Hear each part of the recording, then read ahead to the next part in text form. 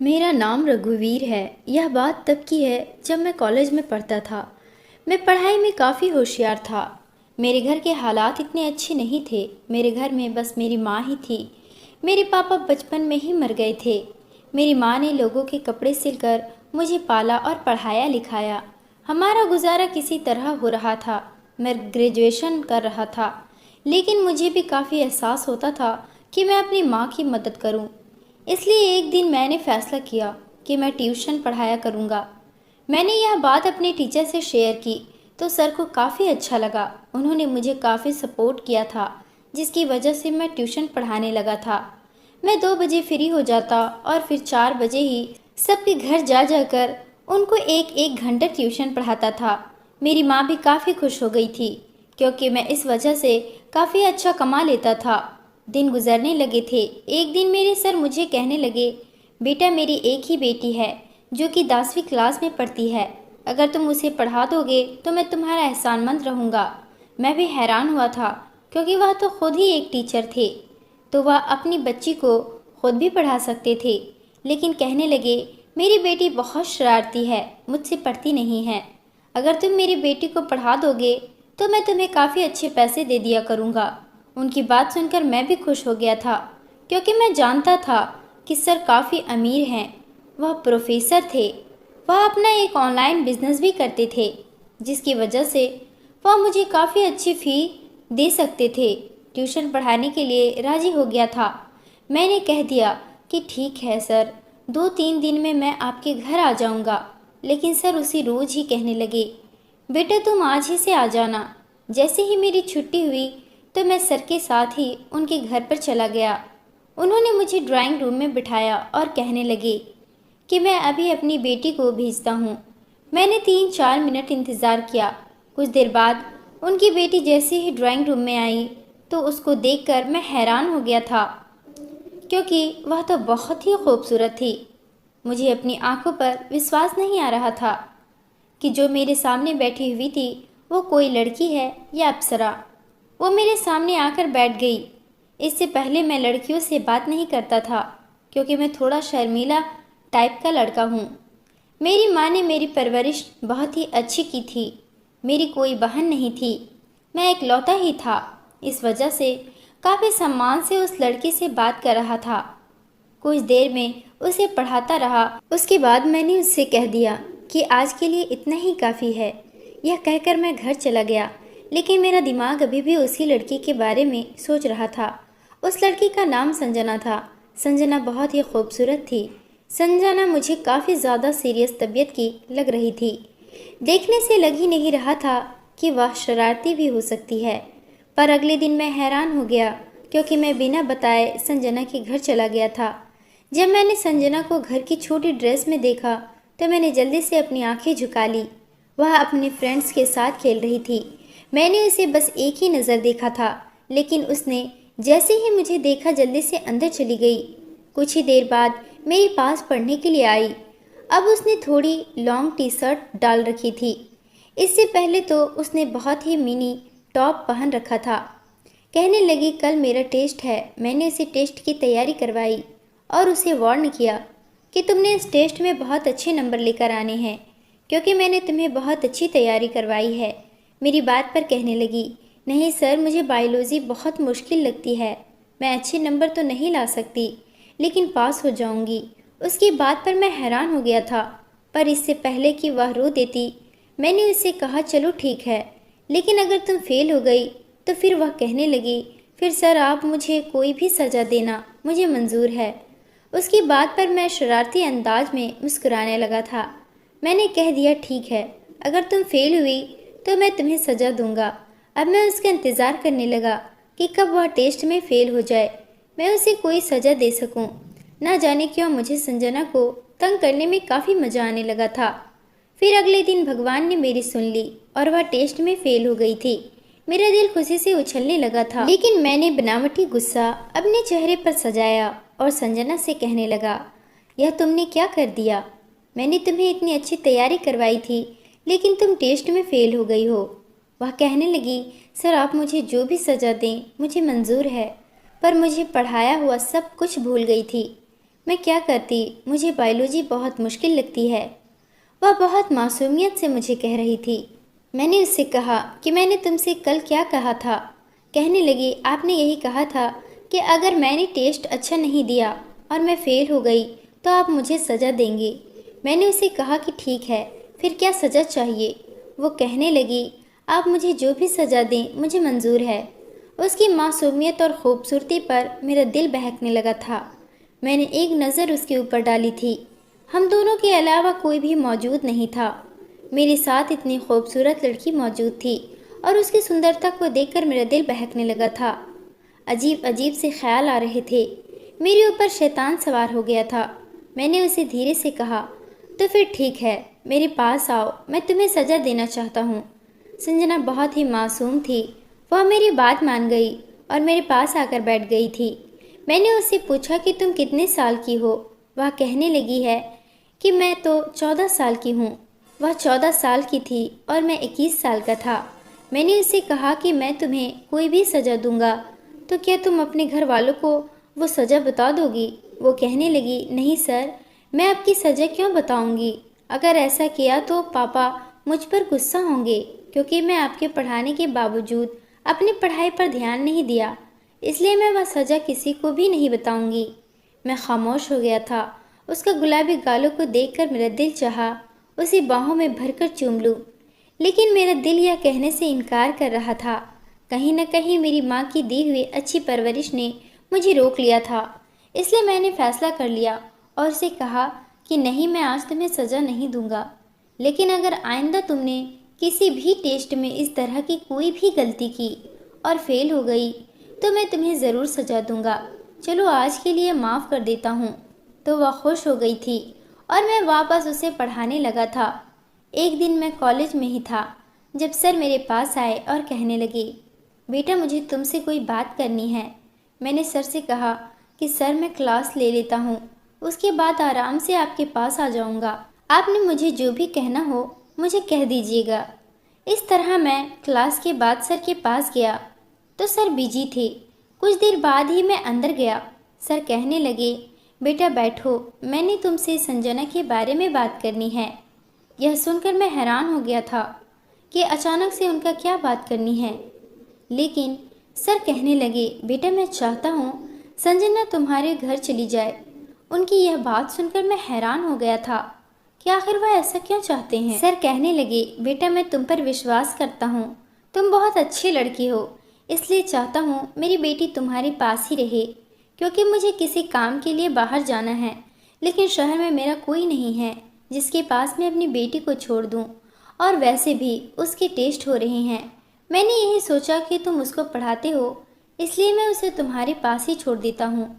तुम्हारे घर पर तुम्हारी माँ है, उसका ख्याल रख लेगी। मैंने सर की बात सुनी तो मैं हैरत में डूब गया था कि मैं क्या फैसला करूं, लेकिन मैंने सर को कह दिया, सर कोई बात नहीं, मैं आपकी बेटी को अपने घर पर ही पढ़ा दूंगा। लेकिन अंदर से मेरा दिल कहीं ज़्यादा परेशान हो रहा था, क्योंकि मैंने बहुत मुश्किल फैसला लिया था कि ऐसा कैसे हो सकता है कि मैं अपने दिल को संजना को अपने ही घर में देखकर कैसे संभाल सकता हूँ।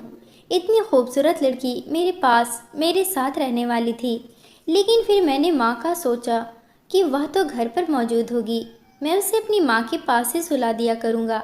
यही सोचकर मैंने सर को हाँ कर दी थी। फिर सर मुझे अपने साथ अपने घर ले गए।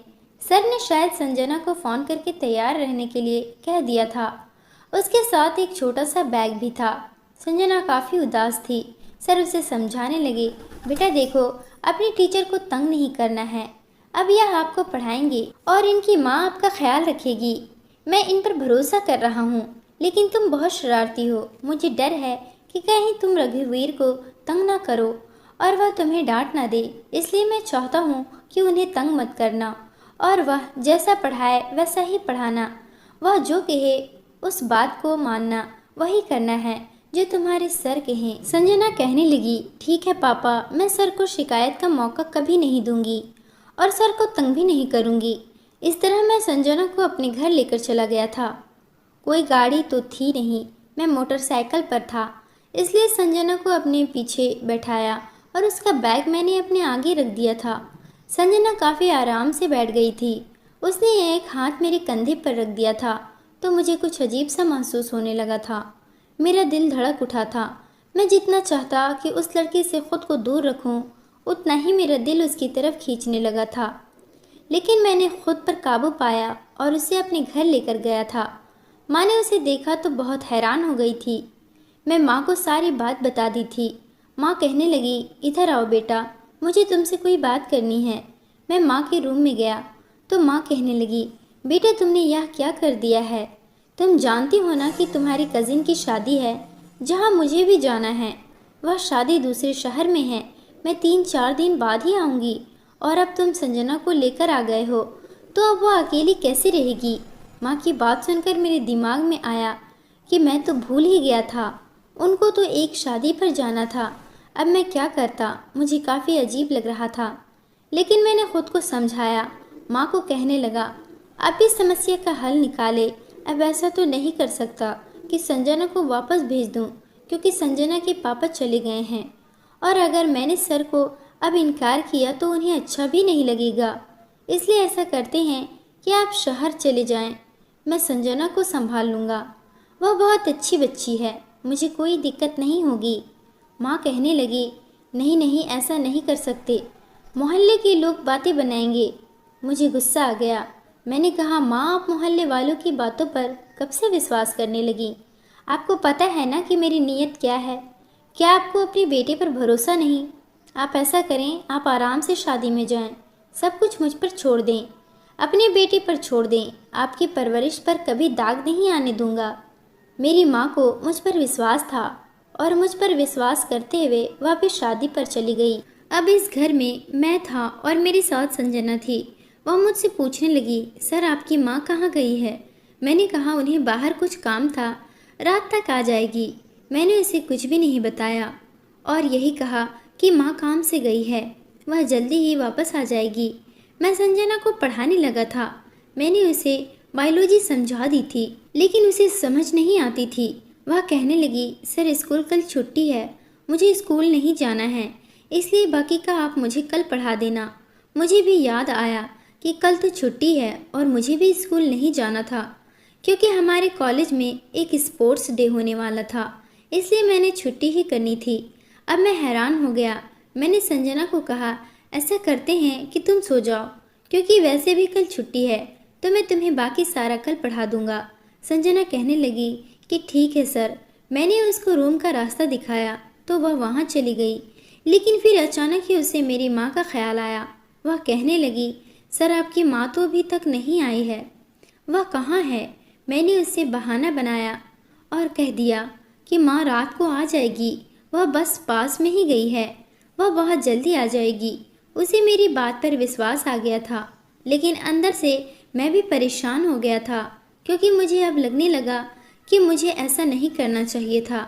मुझे उससे झूठ नहीं बोलना चाहिए था, लेकिन मैं मजबूर था। मैं नहीं चाहता था कि संजना को पता चले कि इस घर में हम दोनों अकेले हैं और उसके दिल में मेरे लिए बदगुमानी पैदा हो जाए। वह अपने रूम में जाकर लेट गई तो मैं भी अपने रूम में आ गया था। मैं गहरी नींद में था कि तभी मुझे ऐसा लगा जैसे अचानक आधी रात को मेरे रूम का दरवाज़ा खुल गया था। मेरे रूम में अंधेरा था। मुझे ऐसा महसूस हुआ जैसे कोई मेरे बिस्तर पर आकर लेट गया हो। यह देखकर तो मेरे होश उड़ गए थे। अचानक मुझे संजना का ख्याल आया। मैंने जल्दी से अपने रूम में मौजूद हल्की लाइट ऑन कर दी, लेकिन जैसे ही मेरी नज़र संजना पर गई तो मैं हैरान रह गया था। मेरे बिस्तर पर संजना लेटी हुई थी। मैंने कहा, संजना यह क्या हरकत है? तुम यहाँ पर क्या करने आई हो? अपने कमरे में जाओ। वो कहने लगी, सर बुरा मत मानना, लेकिन मुझे अंधेरे में और अकेले घर में सोने की आदत नहीं है। मैं कभी अकेली नहीं सोई। जब भी सोती हूँ पापा के रूम में ही सोती हूँ। मैंने अपना बेड पापा के रूम में ही लगा रखा है और अगर मैं गलत नहीं हूँ तो मैं यह भी जानती हूँ कि इस घर में मेरे और आपके अलावा कोई भी मौजूद नहीं है। लेकिन मैं क्या करूँ, मुझे अकेले घर में डर लगता है। मैं अकेली नहीं सो सकती, इसलिए मैं आपके पास सोऊंगी। मैंने इसकी बात सुनी तो उसके पागलपन पर मेरा जी चाहा अपना सर दीवार पर मार लूं। यह कैसी लड़की है जो मेरे साथ रहने में शर्म महसूस नहीं कर रही है? मैंने उसे कहा, संजना तुम इतनी छोटी भी नहीं हो, तुम तो जानती हो ना, हम दोनों एक रूम में नहीं रह सकते। क्या अब यह भी मुझे तुम्हें समझाना पड़ेगा? वह कहने लगी, मैं जानती हूँ, लेकिन मैं क्या करूँ, मैं मजबूर हूँ। मैं कभी भी अकेली नहीं सोई हूँ। मैं बहुत देर से अकेले रूम में सोने की कोशिश कर रही थी, लेकिन मुझे बहुत ज़्यादा डर लग रहा था। बहुत मजबूरी में मैं आपके कमरे में आई हूँ। मैंने सोचा चुपचाप आपके पैरों की तरफ जाकर सो जाऊंगी, लेकिन अकेले कमरे में नहीं सोऊंगी। यह कहकर वह रोना शुरू कर चुकी थी। उसकी आवाज़ मुझे अंदर तक बेचैन कर रही थी। मैंने जल्दी से कहा, अच्छा चुप हो जाओ, मैं कोई हल निकाल लेता हूँ। लेकिन मुझे कोई हल नज़र नहीं आ रहा था। इसलिए मैंने फैसला किया कि एक कंबल निकालकर उसकी जगह अपने बेड से कुछ साइड पर बना दिया और उसे कह दिया कि तुम यहाँ पर सो जाओ, मैं बेड पर सो जाता हूँ। वो कहने लगी, मुझे बेड पर ही नींद आती है, मुझे नीचे नींद नहीं आती। मजबूरन मैंने उसे अपनी जगह दी और वह बेड पर सो गई और मैं नीचे ज़मीन पर कंबल बिछाकर सो गया। मैं अंदर ही अंदर खुद को डांट रहा था। मेरे दिमाग में यह बात आई क्यों नहीं कि माँ शहर से बाहर जा रही है, वह घर पर नहीं होगी, तो मैं कभी भी संजना को अपने पास ना लाता। लेकिन अब संजना मज़े से मीठी नींद सो रही थी, जबकि मुझे ज़मीन पर नींद नहीं आ रही थी। ऊपर से संजना के सोने का ढंग मुझे और भी डिस्टर्ब कर रहा था। एक तो वह बहुत ही खुले नाइट सूट में थी, ऊपर से कंबल भी नहीं ओढ़ रही थी। पूरा कंबल उतार के फेंक दिया था और बेड पर फेंक कर सोई हुई थी। बार बार मेरी नज़र उसके ऊपर उठ रही थी और मेरे दिल के जज्बात बेकाबू हो रहे थे। मैंने जैसे तैसे खुद पर काबू किया था, लेकिन मैंने सोच लिया था अब आगे मैंने क्या करना है। अगले दिन मुझे काफ़ी गुस्सा आ रहा था। संजना जल्दी उठ गई थी। उसने लाइट ऑन कर दी। मैंने उसे गुस्से से कहा, यह क्या हरकत है? मैंने फैसला कर लिया था कि मैं अब उसे डांट कर ही रहूँगा और उसे इतना डांटूंगा कि उसे पता चल जाएगा कि उसने क्या किया है। किसी तरह जैसे ही मैंने उसे पढ़ाना शुरू किया तो मैंने उसे काफ़ी डांटा था। उसे एक टॉपिक बार बार याद करने का कहता था और जब उसे याद नहीं हो रहा था तो गुस्से में मैंने उसे एक चांटा भी मार दिया था। वह अपना गाल पकड़े हैरत से मुझे देख रही थी। मैंने यह चांटा जानबूझकर मारा था ताकि रात को वो मेरे करीब फिर से न आए। मैं नहीं चाहता था कि जज्बात में उभर कर मैं कोई गलत कदम उठा लूं। संजना भी समझ गई थी। बड़ी बड़ी आंखों में आंसू भरकर कहने लगी, ठीक है, मैं अब आपको कभी तंग नहीं करूंगी। मैं वापस अपने घर चली जाती हूँ। लेकिन मैं भी मजबूर था, मैं उसे वापस नहीं भेज सकता था।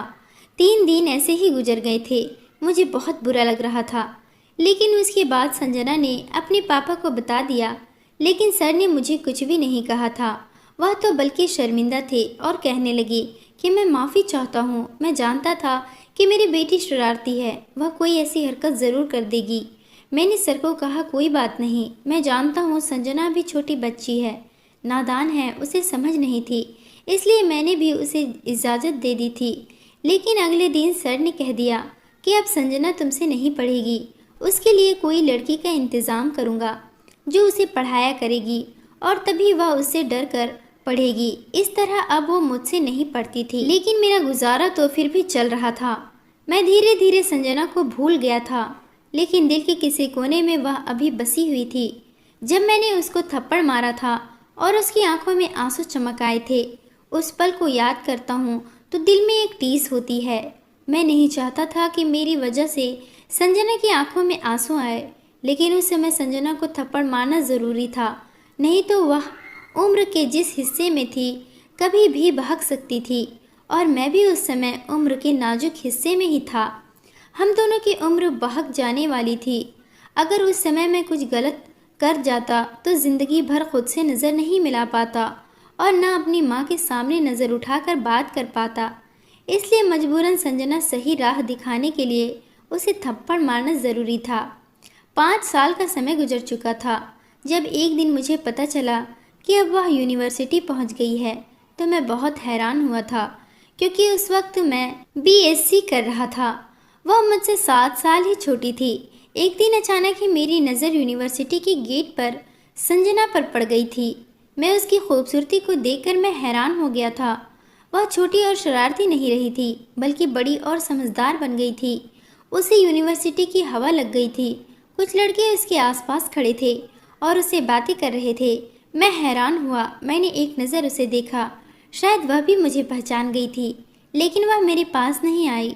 मैं बहुत ही हैरान हुआ कि ऐसी भी क्या नाराज़गी कि वह मेरे पास नहीं आई। कितने दिन ऐसे ही गुजरने लगे थे। मेरा दिल कहीं तड़प रहा था। दिल में दबी हुई संजना के लिए मोहब्बत फिर से मचलने लगी थी। मैं अब संजना को रोज ही देखता था। उसके पास वही 3-4 लड़के होते थे जो उसके दोस्त बन गए थे, और यह चीज़ मुझे बहुत बुरी लग रही थी। मजबूरन एक दिन मैं संजना के पास चला गया। उसे कहने लगा, क्या तुमने मुझे पहचाना? उसने मेरी बात का जवाब नहीं दिया। मैं बहुत गुस्से में आया। उसका हाथ दबोचकर साइड पर ले गया। कहने लगी, यह क्या हरकत है? मैंने उसे कहा कि जब तुम मुझे ऐसे इग्नोर करोगी तो मैं यह सब करने पर मजबूर हो जाऊंगा, इसलिए चुपचाप मेरी बात सुनो। संजना कहने लगी, मैं जानती हूँ मैंने तुम्हें बहुत तंग किया था। उसकी बात सुनकर मैं हैरान हो गया था। मैं कहने लगा, मैंने तुम्हें पढ़ाया, क्या तुम इसका बदला ऐसी लोगी? मेरी तुम बहुत इज्जत करती थी, लेकिन अब मुझसे ऐसी बात करोगी? कहने लगी, उस वक्त तुम मेरे उस्ताद थे, लेकिन अब तुम मेरे कुछ नहीं लगते, और जिनको मैं नहीं जानती मैं उनसे ऐसी ही बात करती हूँ। मैं बहुत परेशान हो गया था कि उसे कैसे माफ़ी मांगूं। फिर एक रोज़ मैंने उससे माफ़ी मांग ली थी। मैंने उसे कहा कि उस समय मेरा तुम पर गुस्सा करना बहुत ज़्यादा ज़रूरी था। अगर तुम पर गुस्सा नहीं करता तो बहुत कुछ गलत हो जाता। तुम और मैं उम्र के जिस नाजुक हिस्से में थे, वह उम्र बहुत ही नाजुक होती है। जरा सी गलती हम दोनों को बर्बाद करके रख देती। इसलिए मजबूरन मुझे तुम पर गुस्सा करना पड़ा था और तुम पर हाथ उठाना पड़ा था, क्योंकि यह कोई छोटी बात नहीं थी कि एक जवान लड़का और लड़की इस तरह अकेले सोए। मैंने तुम पर इसलिए गुस्सा किया था कि तुम गुस्सा होकर मुझसे अलग सोना शुरू कर दो। मैं भी एक लड़का था, कब तक खुद पर कंट्रोल करता। मैं नहीं चाहता था कि मैं तुम्हारे साथ कुछ गलत करूं, और सच तो यह है कि मैं धीरे धीरे तुम्हें चाहने लगा था। तुमसे मोहब्बत हो गई थी। मुझे मेरी बात सुनकर वह खामोश रही थी, कुछ भी नहीं बोली थी, लेकिन उसकी आंखों की चमक मुझे बता गई थी कि मेरी बात सुनकर वह खुश हुई थी। शायद वह भी मुझसे मोहब्बत करती थी। वह चली गई थी, लेकिन मैं भी खड़ा नहीं रहा और वापस चल दिया, क्योंकि अब मैं जानता था कि शायद उसे गलती का एहसास हो जाएगा और वह मुझसे माफ़ी मांगने आएगी। पर दिन ऐसे ही गुजरने लगे थे। संजना तो मेरे पास आई ही नहीं थी। कुछ दिन ऐसे ही गुजर गए। एक रोज़ किसी ने मुझे आवाज़ लगाई। जैसे ही मैंने पीछे देखा तो संजना थी।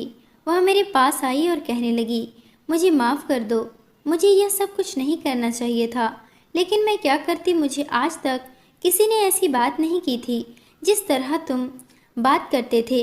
तुमने मुझे पढ़ाया, उसका बहुत बहुत धन्यवाद, लेकिन मैं बहुत ही नाजुक थी। मेरे पापा ने कभी भी मुझसे ऐसे तेज शब्दों में बात नहीं की थी, लेकिन तुमने तो उस दिन मुझे थप्पड़ मारा था। तब से ही मैंने फैसला कर लिया था कि मैं अपने पापा को बता दूंगी और मैं तुमसे अब नहीं पढ़ूंगी। और मैंने कहा सोचा था अपने पापा से कहकर कोई दूसरा टीचर रख लूँगी। उसकी बात सुनकर मैं थोड़ा सा मुस्कुराने लगा था। अगले ही दिन मैंने अपनी माँ को अपना रिश्ता लेकर संजना के पापा के पास भेज दिया था। मेरे सर को भी इस रिश्ते पर कोई ऐतराज़ नहीं था। खुशी खुशी इस रिश्ते के लिए राजी हो गए, और ठीक 15 दिन बाद संजना मेरी दुल्हन बनी मेरे कमरे में बैठी हुई थी, और मैं उसके सामने बैठा उसको निहार रहा था, और वह शर्म से अपने आप में सिमटी जा रही थी। मैंने उसका हाथ थामते हुए कहा, संजना, अब तुम पूरे अधिकार के साथ मेरे बिस्तर पर मेरे साथ मुझसे चिपक कर सो सकती हो। यह कहकर मैंने संजना का हाथ चूम लिया था, और वह भी शर्माते हुए मेरे सीने से लग गई थी। दोस्तों, उम्मीद करती हूँ आपको हमारी कहानी पसंद आई होगी। कहानी पसंद आई है तो वीडियो को लाइक करें। चैनल पर नए हैं तो चैनल को सब्सक्राइब करें।